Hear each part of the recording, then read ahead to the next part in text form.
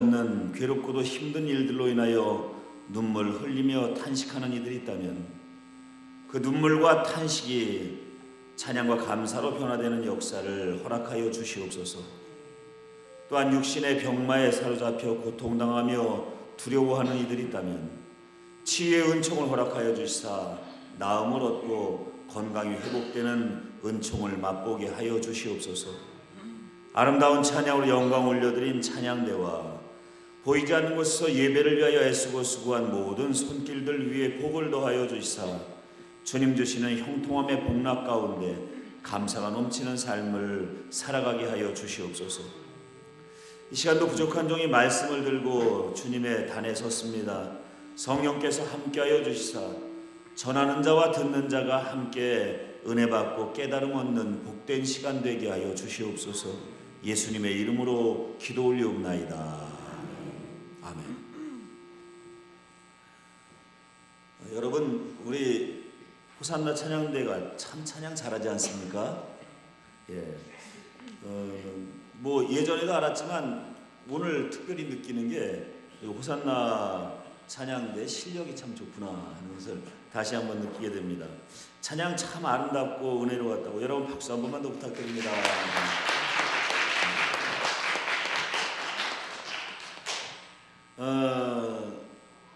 여러분, 제가 설교하기 위해 서 있는 강대상을 한번 봐주시기 바랍니다. 우리 장로님들이 힘을 모아서 기증해 주신 강대상인데, 이 강대상의 디자인에는 몇 가지 신학적인 상징들이 있습니다. 우선 강대상 이 상판을 보면은 양쪽 끝이 말려 있지 않습니까?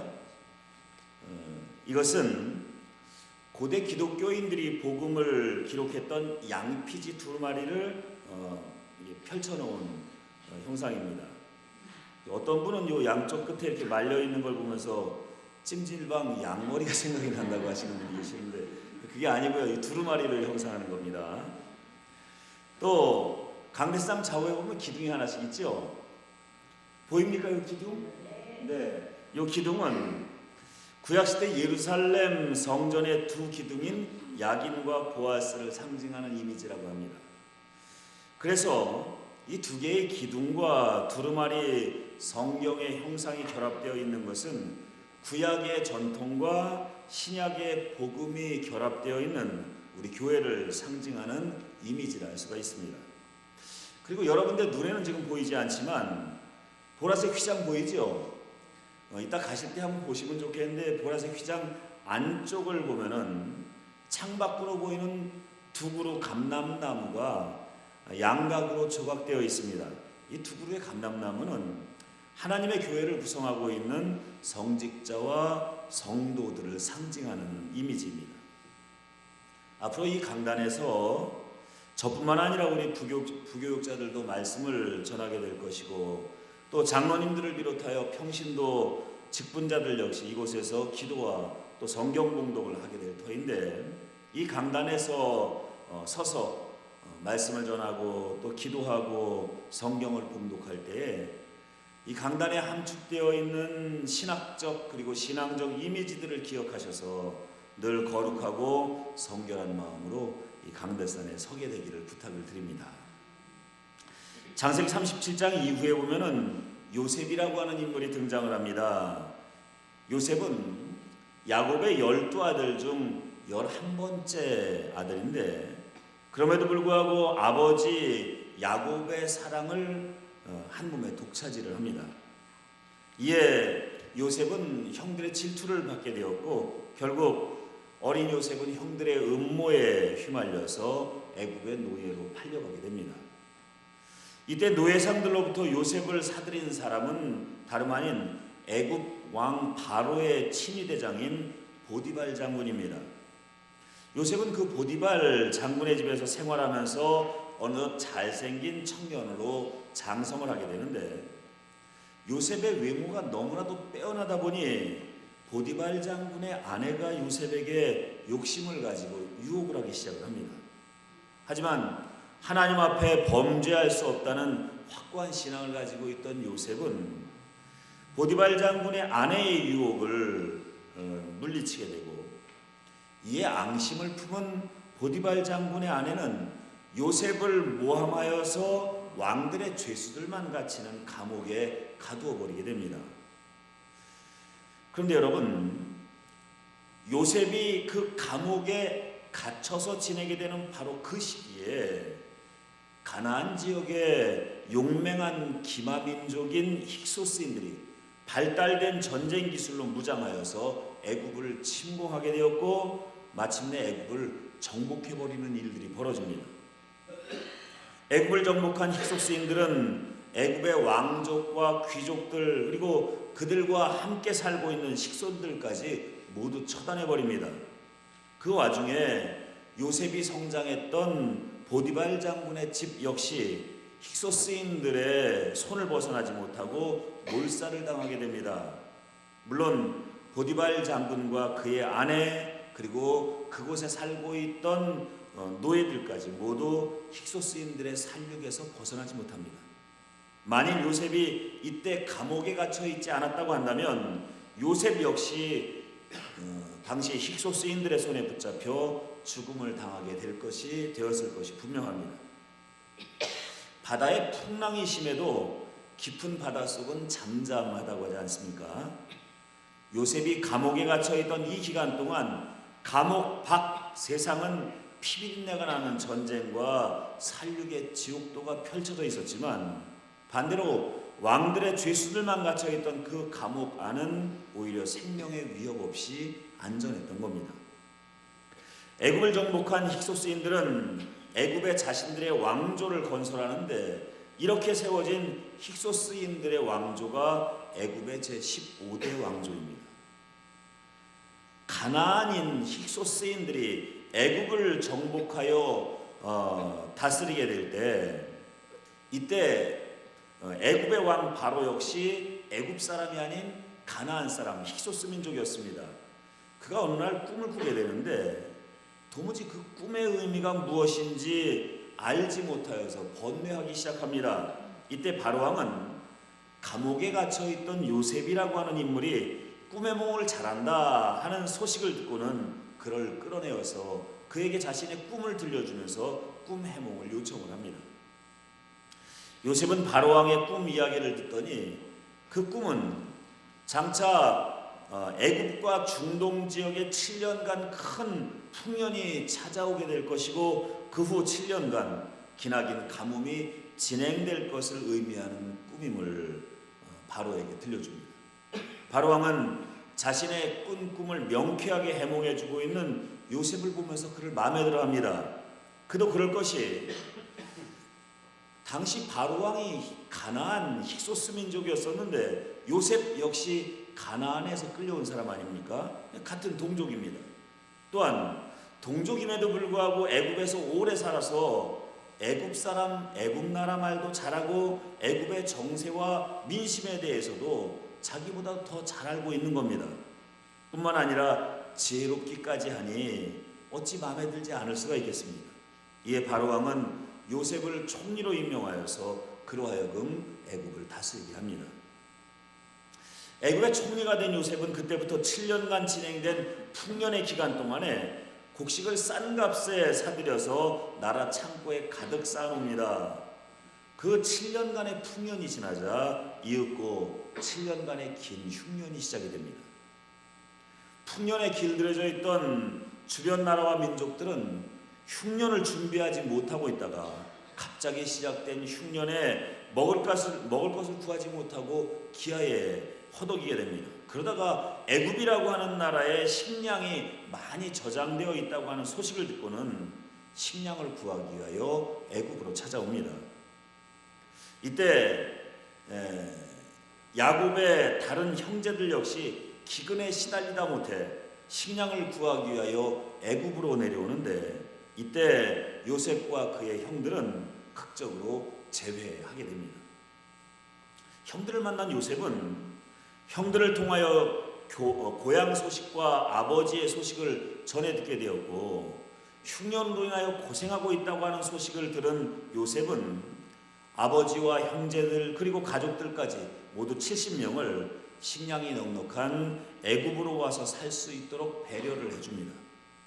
이때부터 요셉의 가족들, 즉 야곱과 그의 12아들들은 애굽에 와서 살게 되는데, 흥미로운 사실은 요세푸스라고 하는 유대인 역사가가 쓴 이스라엘 민족의 역사를 살펴보면은 이러한 과정을 통하여 애굽에 정착하여 살게 된 야곱과 이스라엘 민족은 당시 애굽을 정복하여 왕조를 세운 힉소스 민족들과 함께 애굽을 지배하는 지배계층을 형성하게 되었다라고 증언하고 있습니다.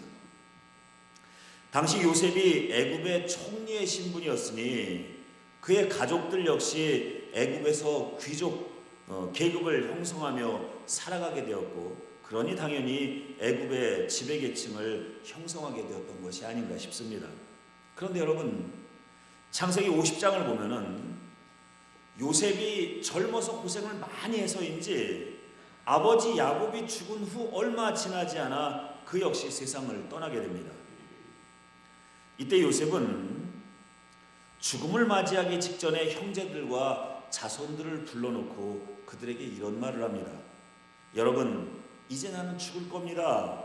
그러나 하나님께서 당신들을 돌보시고 당신들을 이 땅에서 인도하여 내사 아브라함과 이삭과 야곱에게 맹세하신 땅으로 인도하실 겁니다.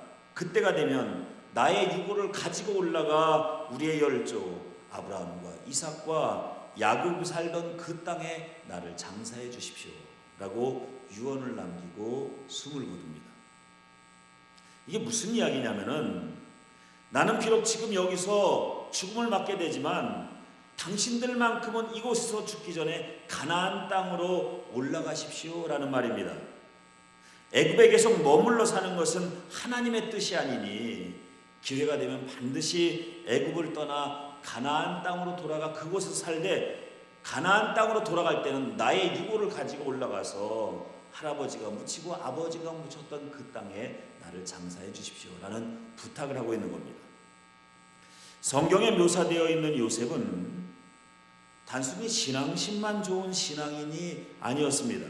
그는 꿈 해몽도 할 수 있었고 미래도 내다볼 수 있는 하나님께서 주신 신비로운 은사를 지니고 있던 인물입니다. 그러므로 그는 이스라엘 민족이 애굽에서 뿌리를 내리며 살아가는 것이 결코 하나님의 뜻이 아니라고 하는 사실을 알고 있었던 겁니다. 그 이유는 애굽이라고 하는 것은 이스라엘 민족이 여호와 신앙의 순수성을 보존하며 살아가기에는 너무나도 어려운 고대 우상의 문화가 꽃을 피우고 있었던 곳이기 때문입니다. 그래서 그는 형제들에게 이곳 애굽에 머물러 살다가 죽지 말고 반드시 가나안 땅으로 올라가 그곳에서 여호와 신앙을 지키며 살아가라고 유언을 남겼던 겁니다. 그런데 여러분, 요셉의 형제들은 요셉의 유언을 따르지 못합니다. 지금 이렇게 애굽이라고 하는 나라에서 귀족 계층이 되어서 부족한 것 없이 평안하고 안락한 삶을 살고 있는데, 다시 그 척박한 땅 가나안으로 올라가서 농사를 짓고 양을 키우며 살아간다고 하는 것이 엄두가 나지를 않았던 겁니다. 요셉의 유언을 따라 살아있을 때 가나안으로 올라가야 했음에도 불구하고 그 일을 차일 피일 미루던 요셉의 형제들과 그의 자손들은 결국 그냥 그렇게 애굽 땅에 머물러 살다가 어느새 하나씩 둘씩 애굽에서 세상을 떠나고 맙니다. 하지만 여러분, 그들은 비록 애굽에서 그렇게 편안하고 안락하게 살다가 죽음을 맞이했지만 그들의 후손들만큼은 결코 그들처럼 안락한 삶을 살지를 못합니다. 왜냐하면 출애굽기 1장 8절 이하의 말씀을 보면 애굽에 요셉을 알지 못하는 새 왕이 일어나서 이스라엘 민족을 노예계층으로 전락시키는 일이 벌어졌다는 기록이 나옵니다. 이게 무슨 얘기냐면은, 여기서 요셉을 알지 못하는 새로운 왕이란 애굽 본토인으로서 가나안의 힉소스 민족이 세운 식민정부를 몰아내고 애굽인의 왕조를 다시 일으켜 세운 캄세스라고 하는 이름을 가진 왕입니다. 이 캄세스는 힉소스 민족을 몰아낸 후 힉소스인들과 더불어 애굽의 귀족 계층을 형성하며 살고 있던 이스라엘 민족을 노예 계층으로 전락시켜 버리고 맙니다. 바로 이러한 사건을 통하여 이스라엘 민족은 하루아침에 애굽의 귀족 계층에서 노예 계층으로 하락을 하게 된 겁니다. 요셉의 유언을 따라 주저하지 않고 미련 없이 가나안으로 올라갔다면 그런 참담한 경험을 하지 않았을 터인데, 애굽에서의 안락한 삶에 대한 미련을 벗어버리지 못하고 차일피일 미루던 이 요셉의 형제들은 결국 그들이 애굽을 떠나지 못한 연유로 인하여서 그의 자손들은 노예로 전락하게 되는 비극을 맛보게 된 것입니다. 선조들의 신앙적 나태함이 그들의 후손들에게 엄청난 화로 돌아가게 되었다는 말씀입니다. 이러한 일이 있고부터 1300년이 지나 이스라엘 민족은 비슷한 실수를 또 저지릅니다. 요한복음 1장을 보면 메시아의 오심을 예비하였던 세례 요한과 같은 선지자들이 나타나서 이제 곧 하나님께서 보내신 메시아가 오실 것이라고, 이미 도끼가 나무 뿌리에 놓여 있으니 속히 회개하고 메시아의 오심을 준비하라고 하나님의 말씀을 전합니다. 사실 세례 요한이 아니더라도 다윗의 혈통을 통하여 베들레헴의 구세주가 나실 것이라고 하는 예언은 이미 예수님 오시기 이전 700년 전부터 이스라엘 민족의 예언자들을 통하여 선포되었던 말씀입니다. 하지만 이스라엘 민족은 구세주가 나심에 대하여 전혀 준비하지 못하고 있었습니다. 얼마나 준비하지 못하고 있었으면 예수님께서 태어나시던 그날 밤에 이스라엘 민족의 제사장이나 율법학자나 바리새인이나 서기관들이 아닌 이방인인 동방에서 온 동방박사들과 들에서 양을 치던 목동들만이 예수님께서 탄생하신 곳에 찾아와 경배를 드리고 있습니다. 그만큼 이스라엘 민족은 지금 영적인 깊은 잠에 빠져서 구세주의 탄생을 준비하지 못하고 있었던 겁니다. 사실 예수님께서 탄생하실 당시 이스라엘 민족은 경제적으로 번성하던 시기였다고 합니다. 경제적 풍요가 주는 안락함과 쾌락에 빠져 그 세상적인 풍요를 즐기며 살다 보니 예수님의 오심에 대해서는 전혀 관심이 없었던 겁니다. 이 당시 이스라엘이 얼마나 경제적으로 풍요로웠느냐 하면 이스라엘을 식민지로 삼은 로마 제국이 어느 해에는 로마 제국 전체의 절반이 넘는 세금을 이스라엘 사람들로부터 거두어들인 해도 있었다고 합니다. 물론 로마가 이스라엘의 과도한 세금을 거두어들이기 때문이었기도 하지만 당시 이스라엘은 그만큼 부자가 많았고 경제적으로 풍요를 누리고 있었으며 돈을 많이 소유하고 있었기 때문이기도 합니다. 이러한 경제적인 번영과 세상적인 안락함이 이스라엘 민족으로 하여금 이 땅에 오실 메시아 맞을 준비를 하지 못하도록 만들었고, 더 나아가 이 땅에 오신 메시아를 부정하고 십자가에 못 박아 죽이는 죄악까지 범하고 맙니다. 그 결과 그들은 얼마 지나지 않아 로마의 침공을 받게 되었고, 그로 인하여 예루살렘 성이 함락되고 무너져버리는 참담함을 경험하게 됩니다. 그리하여 백성들은 그들의 고향 땅에 머물러 살지 못하고 로마 전역으로 흩어져 살게 되는데,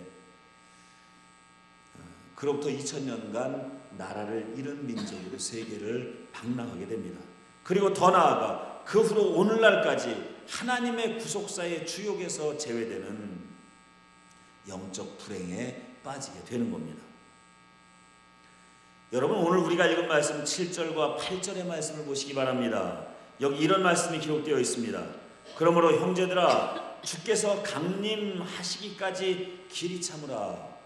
보라, 농부가 땅에서 나는 귀한 열매를 바라고 길이 참아 이른 비와 늦은 비를 기다리나니 너희도 길이 참고 마음을 굳게 하라. 주의 강림이 가까우니라. 이 말씀에서 설명해 주고자 하는 주의 강림이란 예수님의 재림 사건을 말합니다. 야고보서는 예수님께서 부활하고 승천하신 이후에 기록된 성경이니 당연히 이 말씀에서 설명하고자 하는 주의 강림이란 당연히 예수님의 재림 사건일 수밖에 없습니다. 성경은 주님의 재림의 사건이 일어나는 그 순간이야말로 역사의 종말이며 심판의 때가 될 것임을 우리에게 알려주고 있습니다. 그런데 오늘 말씀을 기록한 사도 야고보는 그 마지막 때가 점점 가까워지고 있다고 우리에게 경고해주고 있습니다. 어떤 신학자는 사도행전 1장 8절과 13장 47절에 등장하는 땅 끝까지 복음이 전파되어야 한다라는 이 말씀에 등장하는 땅 끝이라고 하는 말은 다름 아닌 예루살렘이 될 것이라고 해석하는 신학자가 있습니다. 여러분, 역사적인 사건을 통해 살펴보면 예루살렘에서 시작된 하나님의 복음이 서쪽으로 그 영향력을 계속해서 확산해 가고 있지 않습니까? 그래서 예루살렘에서 서쪽인 헬라 지역으로, 또 서쪽인 로마 지역으로, 그리고 서쪽인 바다를 건너 영국과 미국으로 전파되어서 계속해서 서쪽으로 이동하여서 우리나라로, 중국으로, 그리고 동남아로 확산되어 가고 있습니다. 이제 그보다 더 서쪽은 중동 지역이 될 것이고, 거기서 더 서쪽으로 가면 예루살렘을 만나게 됩니다. 지구가 둥글다 보니 결국 서쪽으로 지구를 한 바퀴 계속 돌게 되면 시작된 곳이 끝이 될 것입니다. 그래서 땅 끝이란 결국 복음이 예루살렘에서 시작되어 다시 예루살렘으로 돌아오게 될 것에 대한 일들을 상징하는 표현이 아니겠느냐라고 해석을 하는 겁니다.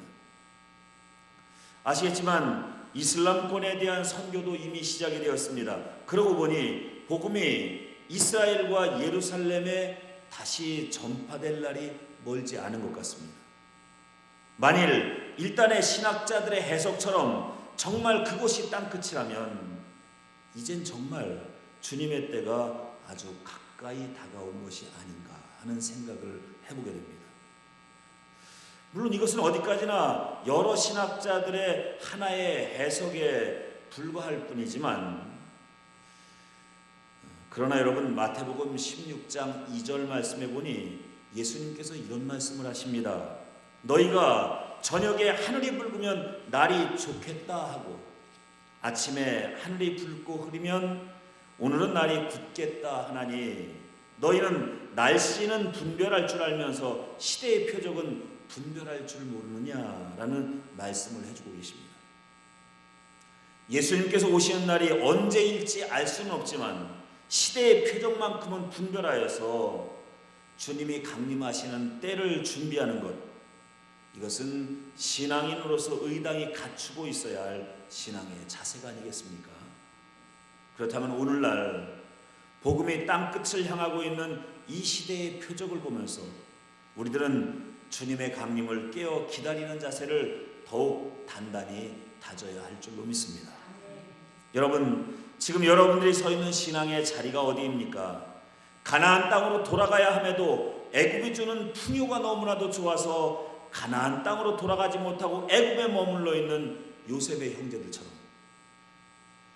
여호와 신앙을 확립하고 메시아의 오심을 기다려야 했음에도 경제적 풍요와 안락함에 빠져 메시아의 오심을 외면했던 세례 요한 시대의 이스라엘 백성들처럼, 그렇게 신앙적 가치보다 세상적 가치에 마음을 빼앗겨 살고 계시는 분은 없습니까?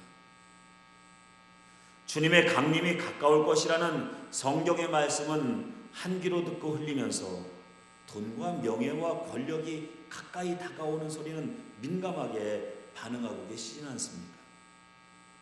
주님의 재림만이 아닌 주님께서 나에게 주신 수한의 마지막 순간이 가까이 오고 있는 것은 모르면서 주님 앞에 서게 되는 그날은 준비하지 않고 천년 만년 살 것처럼 이 땅에 욕심을 쌓아두며 살아가고 계시지는 않습니까? 오늘은 대강절 마지막 주일입니다. 어느새 12월에 4주간 진행되는 대강절이 모두 지나가 버리고 주님의 탄생을 기념하는 성탄절이 벌써 이틀 앞으로 다가오고 말았습니다. 눈 깜빡할 시간에 이렇게 빨리 시간이 지나가 버린 겁니다. 주님이 다시 강림하시는 날도 이와 같이 어느 날 문득 우리 앞에 펼쳐질 겁니다. 혹 주님이 오시기 전에 우리의 수완이 다하게 되는 날도 그렇게 갑자기 우리 앞에 다가오게 될 것입니다. 사랑하는 세금정교회 성도 여러분, 바라기는 결코 세상이 주는 쾌락과 안락함에 마음을 빼앗겨 살아가지 마시고 주님이 다시 오시는 날 혹은 우리의 삶이 다하여 주님 앞에 서게 되는 그날을 충실히 준비하며 살아가시는, 그래서 그날에 주님을 만나 주님 품에 기쁨으로 안기시는 저와 여러분 모두가 되시기를 주님의 이름으로 간절히 축원합니다. 기도하시겠습니다. 은혜로우신 하나님 아버지,